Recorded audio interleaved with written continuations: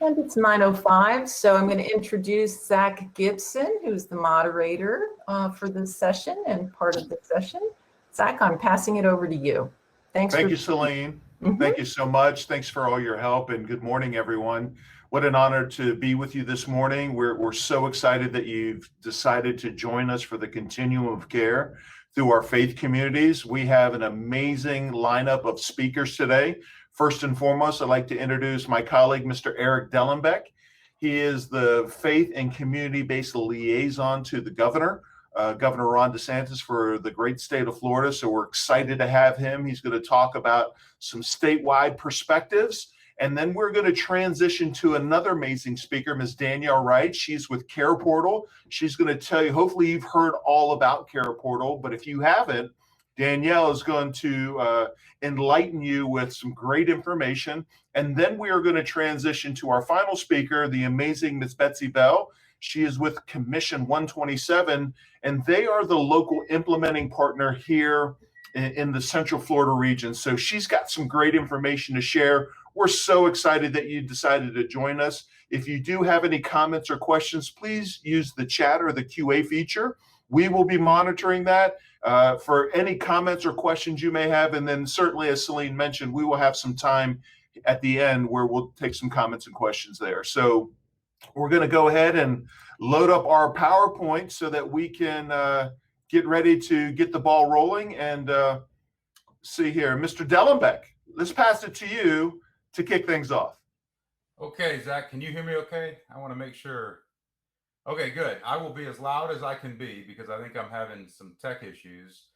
Well, thank you, and it is really great to be here. I'm a big fan of Zack Gibson, so to be here with him and talking about resiliency and how the faith institutions play their role is kind of what I love to do. So the presentation that Zack's got in front of you here, if you don't mind, go to the next slide, Zack. I want to give just a brief background as to what the governor's Faith and Community Initiative is about. Real simply said, the governor in 2019 started the governor's Faith and Community-Based Initiative with the simple concept of saying, how do we better engage the 20,000 faith institutions around our state in the work that we are doing? And I don't, nobody on this call probably thinks that that's a new concept. It's just a concept we may not have done very well over the past few years. And so we started with a very simple philosophy. Before we ask them to do anything, let's say thank you. One of the things I've learned is it's always better to thank first. And so we wrote a letter, 41,000 letters out to the faith institutions and many nonprofits in our state, and just simply said, thank you for standing in the gap for the vulnerable citizens of our state. We've launched this website that you see in front of you. We've launched the Governor's Faith and Community-Based Initiative. Would you consider being part of it? And, a thank you goes a long ways, is the truth. And 4,000 faith institutions said, yes, we will be part of the Governor's Faith Initiative off the first letter. And what we asked those 4,000 faith institutions is, would you tell us, just give us a picture. We gave them 21 vulnerable population groups of the state. Actually, Zack helped me put all this together. And here's 21 vulnerable population groups. Which ones do you currently serve? And this is the results. 4,000 surveys later. I'm like most of you, I trust data mediocrely, but this data we got directly from our faith institution friends. I mean, if you look at these numbers, some should not surprise you. Hunger, homelessness is some of the top things served by our faith institutions. What should surprise you, did surprise us, was that second to the bottom is adoption. And I think, I'm doing my math quickly, I think it's seventh from the bottom is foster care. Guys, that creates a perplexing issue as it relates to what we're talking about today. Why are the faith institutions of our state not in our fight with us for foster care and adoption? Well, it leads to one of two answers. One is that when they say they care deeply about children, that's not true, which I don't believe. Or two, we as a state have made it so doggone difficult for them to engage that they have just said, you know what, state, you handle it. And that is the wrong posture. The state cannot love, the state cannot show compassion. Individual employees can, but the state cannot as a whole. We need the faith institutions of our state to be part of this. In fact, I would go as far to say as one of the things that we as a state are super proud of is our community-based care model. It's put in effect a couple decades ago. And man, everywhere I go, people say, man, this is the best. It's the best. We're the best around the country.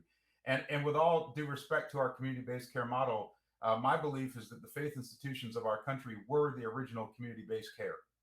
And so for us to not be engaged and not be working together is quite frankly crazy, because even at a minimum, these organizations are the ones that will prevent and will re-engage things that the state does not necessarily do well.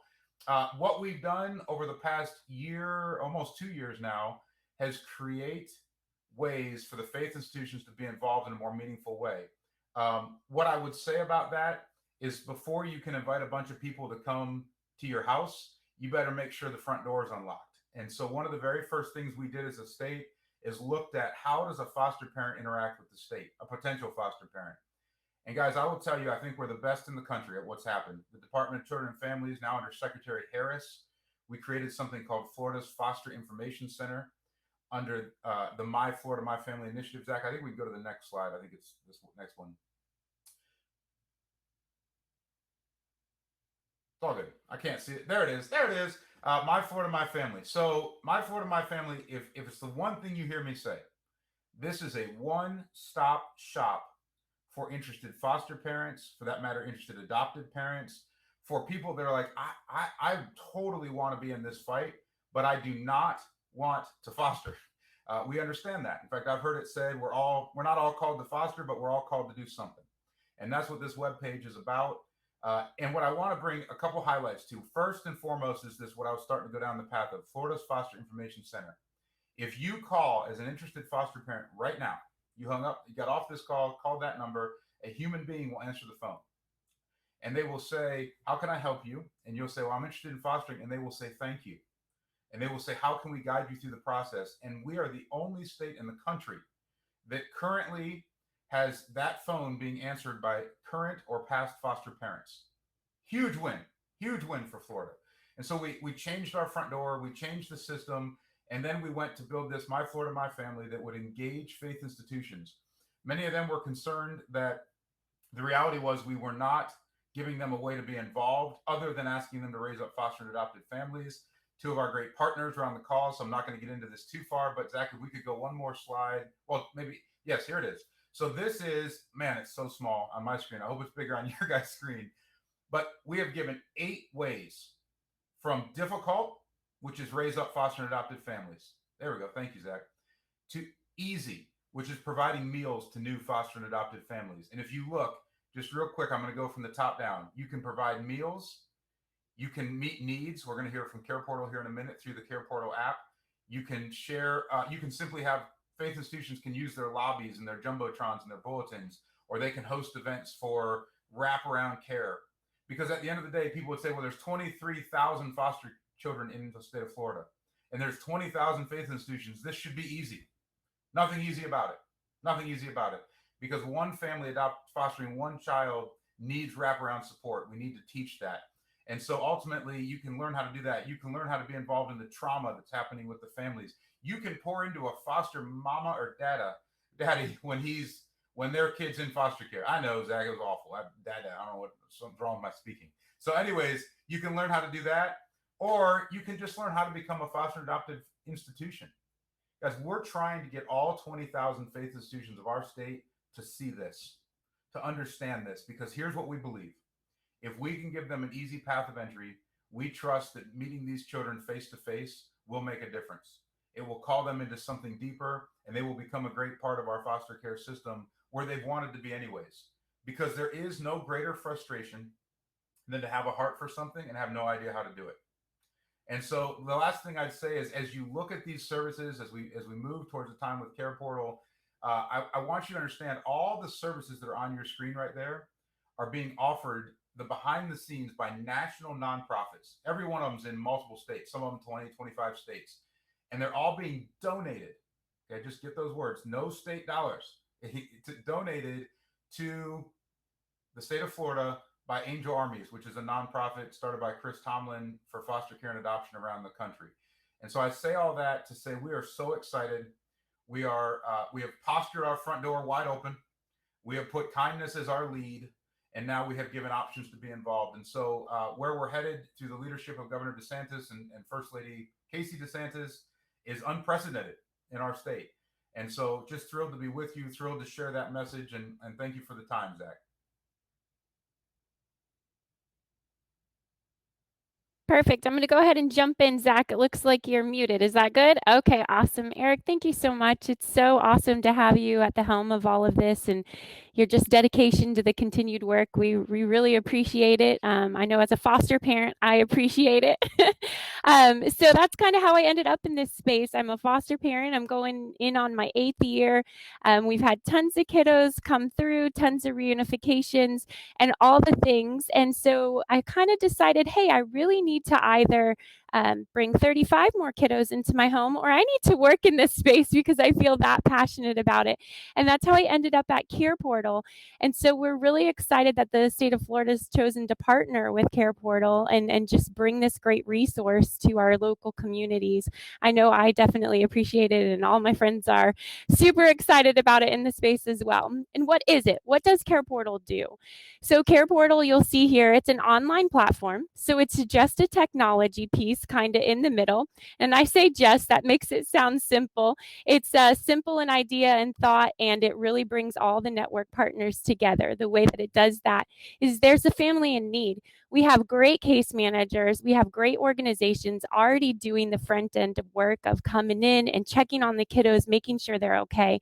In the event that they're not, or that there's a simple item that really could help stand up their family and help them be, that case manager is able to take that simple request and enter it into the CarePortal. It's a vetted need on the front side when it's going in. And so in real time, that vetted need is going out to all the local churches who are partnered with CarePortal. And those local churches in real time get to see what's going on, a little snippet of what's happening in that family. And with that snippet, they're able to raise their hand and say, hey, I want to help. And the great news for the churches is that help is direct and it's immediate. And so they go straight to that family and make sure that they're served. We have our grid model here, and really what this is just offered as a pictorial kind of defining the on-ramps for the churches in the space of child welfare. So they can jump in on prevention, they can jump in foster care, adoption, and transition, which you can see. And I think on the next screen we have highlighted, yep, there we go. So in the state of Florida currently, we're going to be focusing on meeting physical needs for these families. Obviously, we hope that engagement grows deeper with that touch point, but that's where we're going to start in the state. So what does that look like? Well, in prevention, maybe bio mom and bio dad, offering them a crib, some formula, supplies that they need in order to keep the kiddo in the home. Same with grandma. If we move on down that continuum all the way to transition, you'll have the kiddo aging out, and we have the church at the point of helping that kiddo in that aging out process, bringing them the supplies they need to stand up their first place. So it's just a big wraparound of anything that could help to stabilize families. And then you'll kind of see here in our most common request, what does that typically look like? Well, a lot of times it's a bed, it's a crib. It's an AC, not a heater in Florida, but an AC for sure. We even had a case last week. One of the first requests entered up in St. Johns County was for an exterminator. The family just needed an exterminator to come in to keep their kiddos safe. And if you can imagine that, that's not really a neglectful issue. That's a poverty issue. And if we're able to step in as the church and wrap around and support that family and keep those kiddos with their parents who do love them, man, we've done something great. So if we want to move on there, you'll kind of see here, this is what a local request looks like. This is what the church sees and what the public sees. You're able to share that need out, to follow it, to pray about it, or click that ever important yes, I can help button. And what that does, you'll see under the responses section, you'll be able to respond and say how you can help. The help can come from one church, from one person, from multiple churches partnered together, creating a unity amongst the church and our communities. I mean, we're just doing great work all the way around there. And you'll see that on the needs side, all these needs were met. This request was posted last week, and within 3 days, every single need that this family had was ministered to in the physical sense. Not only that, but the church was showing up at their door. And so providing a little bit of a support system underneath that family, hopefully just maintaining stability long-term for them. So if we want to move on there, Perfect. Okay. So when I got started here back in August, we officially launched that My Florida My Families in September. So it's been a short 6 to 7 month period of time. And I believe there was 36 churches at the point when I stepped on. Just last week, you can see here, we had 136 churches already signed up. So growth of over 100 churches. I just checked before we jumped on today, and we're already up to 156 churches. So we're just growing exponentially. And you can see that economic impact already in that short amount of time, over $600,000, over 1,400 children already served through the CarePortal platform and our local partners. Want to advance for me there, Zack? Perfect. Okay. So this is the important slide. What does it take? How do we get started with CarePortal in each community? Well, we need a minimum viable interest of churches. We have to have churches ready to answer God's call. Also, we need to have an agency that's ready to say, hey, I'm willing to give the church a chance to step in here. And Zackary and Erik and the governor, all of them have done a wonderful job of creating that open door like he talked about in the beginning here. And then the last piece is a local organization to help manage and implement CarePortal. So let me just touch on that real quick, and I'll pass it over to Betsey. We learned some good lessons when we were first growing as a company, and one of those lessons has produced what you're going to hear about a little bit here today. We don't need to come in and be another partner in the area. Your CBCs, your local models of care, they're already answering many of the problems. What we need is we need to join the faith community with those partners and give them some more support and some more help. And we need to find those local boots on the ground who are already trusted and already doing that work in the space. And locally in this area, that's been Commission 127. Commission 127 was already doing great work. I won't spoil their story. I'll let them share about it. But we found them and said, no, they're the people that we need to put this technology in the hands of and set them free to fly with it. Because if we do that, they will be able to do more and more efficiently what they're already doing really well. So with that, I'm going to pass it over to Miss Betsey Bell and let her talk to you a little bit about what that looks like locally. Good morning. Thank you, Danielle. I'm Betsey, and we're super excited to be here today. We want to give you guys really real life next steps to make this come to life in your community. So this is my very personal story. This is my family. Family grew through adoption from foster care, kind of in a non-traditional way. So we had little ones, and then we brought in our oldest, who is in this picture in the wedding dress. And then we had our last little guy there. And then our next daughter joined us when she was 18 out of foster care. And so what's really cool is that, I mean, this is a hard, there's nothing easy about foster care and adoption, but it's incredibly rewarding. And if God has called you to it, it is the place where you need to be. And yet not all of us are called to foster or adopt, but all of us are called to care. So that's what our organization is named after, James 1:27, to care for the orphans and the widows. And we're excited because we want to share with you real live next steps on how to find your place to care. So we're going to go to the next picture, which I think is the picture of the power of family. So this is the bride's side of the family at the wedding. And as you can see, there's a lot of people who really care about her and love her. And really the sobering piece of that is, had she not found a forever family, she joined us when she was 15, then she literally would have had no one on the bride side of the family. So this picture would have looked very, very different. And going forward, and now we have 2 grandbabies. And so there's the power of family, even at 19 when we adopted her, and everybody's like, why are you adopting at 19? Well, because kids she has 80 more years to live and to have a family and to be loved. And that's really, really important. That is really the passion behind why we're doing this work, because we think that all kids belong in families. So we launched about 3 years ago. You can go to the next slide, Zack. And really based on how do we equip churches to wrap around families well. We were involved very heavily in our church, and lots of people came to us and said, oh, how can we help you? What do you need? And you're, as a foster or adoptive parent, you're really just working through the crisis of every day, and you don't have time to coordinate your own support.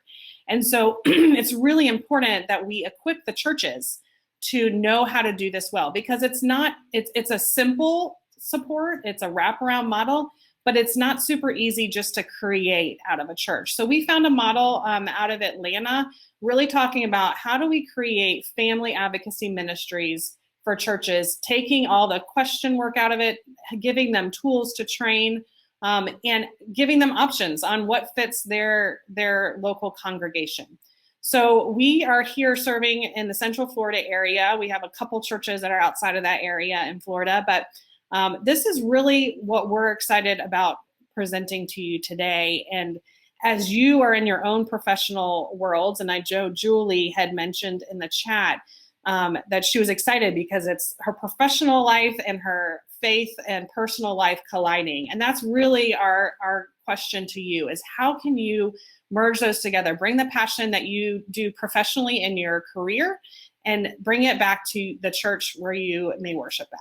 So we are going to go to the next slide, which is the numbers. Numbers are great, but each of these numbers is a kid and a family. And so we've got, as Erik mentioned, many, many thousands of kids in out-of-home care, meaning they've been removed from their families. Here in Orange, Osceola, and Seminole counties, we have 1,852 ages 0 to 17. Of those, 141 are not in families. And most of it's not because they don't want to be, or we don't think that they should, but it's just because we don't have the foster families who are willing to take the teenagers or keep the siblings together. And so we have a lot of work to be done. However, there's hope in that. We have over 2,000 churches in this area alone. And so if you look at that number of 141 and 2,000, like, we can do better. We can do this. If we can activate even 10% of those churches, we can solve the crisis of foster care right here in our own communities. And so far in the past 3 years, we've launched about 32 family advocacy ministries through churches. And so basically we come in and we give them the tools that they need, and they create their own ministry, but we give them the support, the coaching, the guiding, to take all the pain out of trying to figure out how to do this well. We have about 300 families connected to us here locally. This is a map of, if you could scoot that in, Zack, that'd be awesome.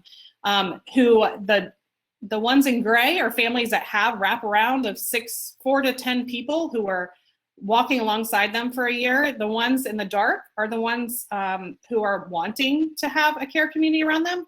And really the only reason that they don't is because we just need more churches and volunteers all across the area who can serve in their own backyard and their community. So we're gonna go right from here. And that includes relatives. I saw a question up in the chat too. This is serving licensed foster homes, kinship, relatives, non-relatives, adoptive families, and even now recently here, reunified families and biological families. And how do we support them? How do we keep kids from coming into care? How do we keep kids after they've been reunified back in a safe home and a sustainable home with their family? So we are going to be transitioning to watch a quick little video that will give you a picture of what this looks like. And Zack, our tech guru moderator, he's going to get that up and going. So he's working on that. But we're excited because we've seen, and the God stories that come out of this work are incredible. I mean, like, it's amazing. We have the honor and the privilege to really walk alongside these families in very real relational ways, which is hard to do in real life when we're all super busy, but this will give you some ways. So meet Abby. Abby is a child in foster care, and like 400,000 other children in the United States just like her, she stands in line for a foster care system that struggles mightily to provide children with loving homes. The cost of that struggle is staggering. Did you know that over 60% of American children caught up in sex trafficking come out of foster care? Or that there are several states where over half the prison inmates come from the foster system? Or that the majority of girls who age out of foster care become pregnant within 2 years, perpetuating the cycle of generational poverty? Abby needs more than a roof over her head. She needs a home. She needs more than a state. She needs a father and a mother. She needs consistent and sincere love, nurturing, accountability, and hope. Commission 127 is based off the biblical mandate of James 1:27, to care for orphans in their distress. We exist because kids belong in families, including kids in foster care. When we compare the number of kids in need of homes with the number of churches in America, a simple arithmetic becomes clear. If each church could raise up one foster family, we would be able to take all children in the foster system and place them in the care of a loving home. Commission 127 exists to encourage and equip these churches to raise up loving families and volunteers committed to caring for kids like Abby. We will achieve this in 3 ways. First, we use church awareness campaigns to inspire new families to express God's love by giving homes to children in need.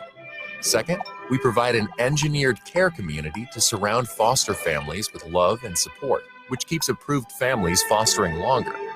Third and finally, by providing many ways in which families can serve together and be the hands of God to these precious children, we help many families transition from supporting foster families to becoming foster families.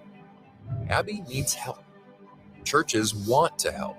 Commission 127 helps churches by giving them clear direction and concrete actions to take. Commission 127 helps Abby and many more like her by raising up families who want to put the mandate of God to care into action. The need is great.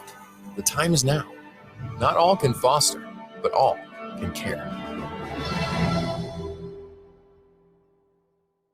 All right, so that's a little bit of kind of the big picture of it all, but really there's 2 tools that we give churches the option to implement. Some implement one and some do both, and some are doing many, many more. But really the first is that care community model that just talked about in that video of 4 to sometimes 10 people who commit to serving a family for a year. However, it's just one person serving one time a month.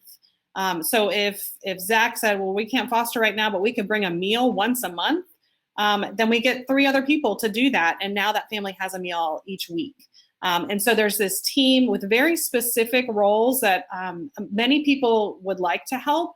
But if we just tell them, hey, we'll call you when we need you, we don't really know what the family needs.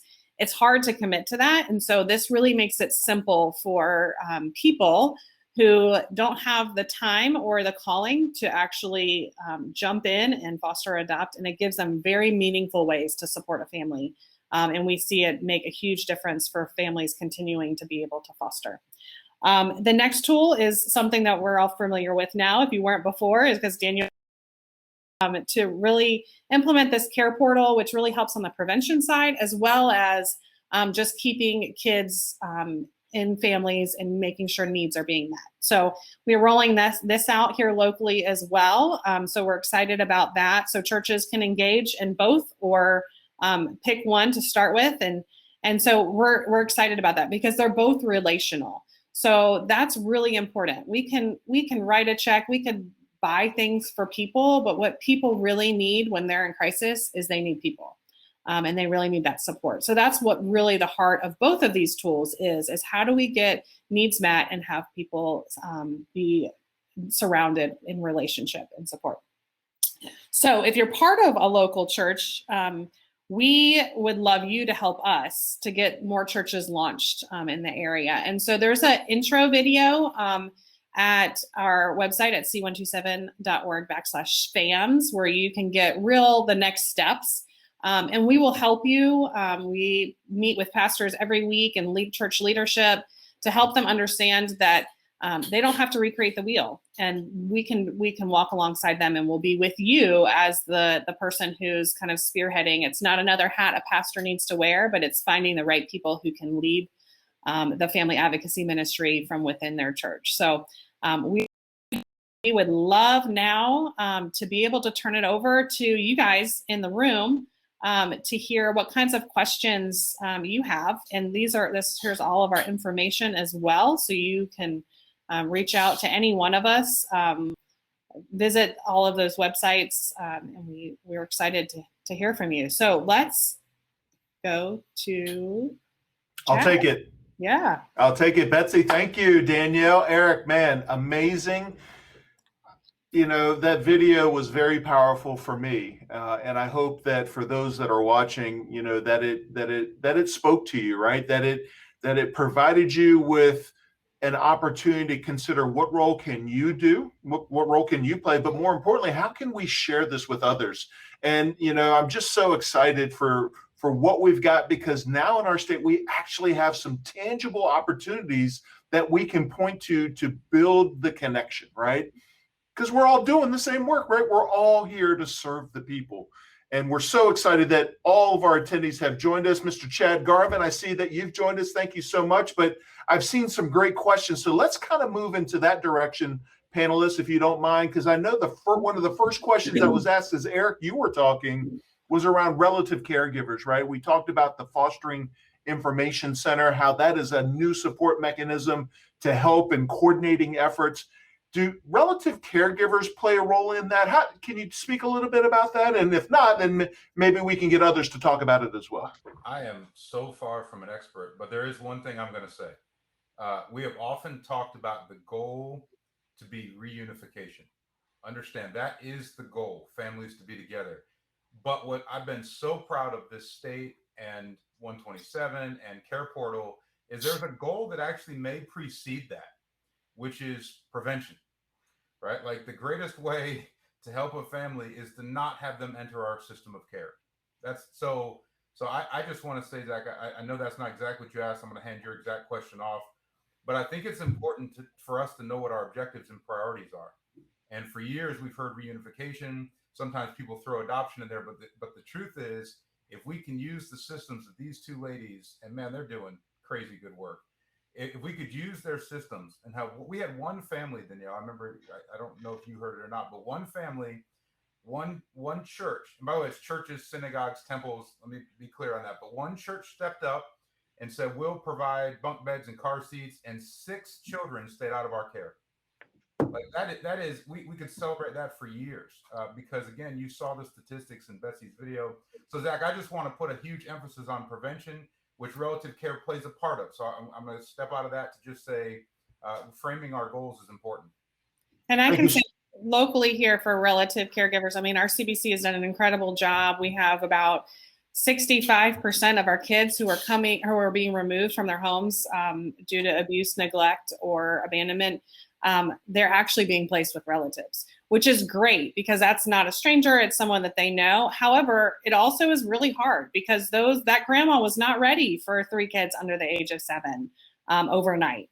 And so that's where the church and the community can really play a huge role to helping our relatives who often they just don't have the support that they need. They didn't raise their hand and go through a very long process to become foster parents.